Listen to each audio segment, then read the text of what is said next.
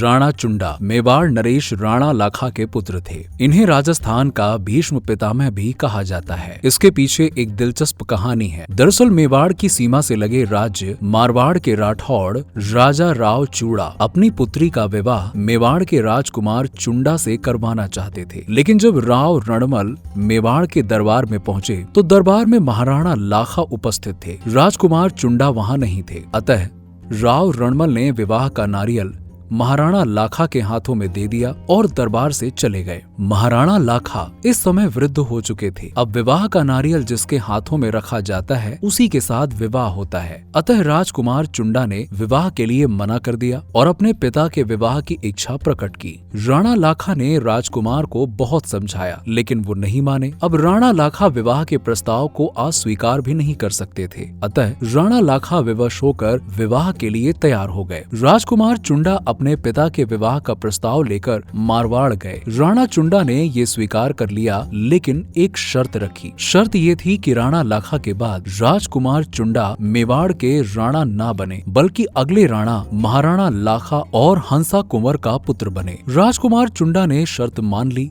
राणा लाखा और हंसा कुंवर का विवाह हुआ। विवाह के 13 महीने बाद हंसा कुंवर ने एक पुत्र को जन्म दिया, जिनका नाम मोकल सिंह रखा गया। राणा लाखा की मृत्यु के पश्चात मोकल सिंह मेवाड़ के राणा बने और राजकुमार चुंडा को संरक्षक बनाया गया, परंतु राजमाता हंसा कुंवर को उन पर संदेह था। इस कारण राजकुमार चुंडा चित्तौड़ छोड़कर मांडू चले गए। मांडू के राजा ने इनका बहुत मान सम्मान किया और एक क्षेत्र का प्रमुख बना दिया। बाद में मेवाड़ की रक्षा के लिए वापस लौट आए। राजकुमार चुंडा, जिन्होंने अपने पिता के लिए अपना राज्य त्याग दिया और छोटे भाई के संरक्षक बने, इसीलिए उन्हें मेवाड़ का भीष्म पितामह भी कहते हैं।